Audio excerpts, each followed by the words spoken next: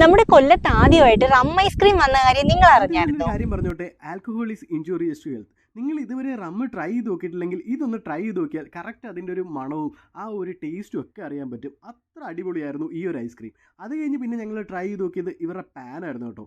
Pan എന്നുള്ള പേര് പറയുന്നത് മാത്രമല്ല, ഇത് പക്ക പാനായിരുന്നു. അതായത് അതേ മണവും അതേ ഒരു ടേസ്റ്റും ആയിരുന്നു. ആ എക്സ്പ്രഷൻ കാണുമ്പോൾ തന്നെ നിങ്ങൾക്ക് മനസ്സിലാവും. പിന്നീട് ഞങ്ങൾ ട്രൈ ചെയ്ത് നോക്കിയത് ഇവരുടെ തന്നെ അമേരിക്കൻ നട്ട്സ് എന്ന് പറഞ്ഞിട്ടൊരു ഐസ്ക്രീം ആയിരുന്നു കേട്ടോ. സംഭവം ഒരു രക്ഷയില്ലായിരുന്നു, അടിപൊളി ടേസ്റ്റ് ആയിരുന്നു. ഞങ്ങൾ ഇവിടുന്ന് ഇവരുടെ വെറൈറ്റി ആയിട്ടുള്ള കുറച്ച് ഐറ്റം മാത്രമാണ് ട്രൈ ചെയ്തിട്ടുള്ളത്.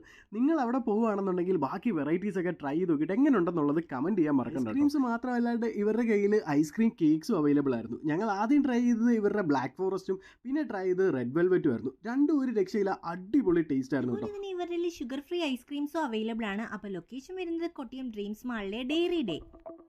ഇതുപോലുള്ള ഇൻഫോർമേറ്റീവ് വീഡിയോസിനായിട്ട് പേജ് ഒന്ന് ഫോളോ ചെയ്യാൻ മറക്കല്ലേ.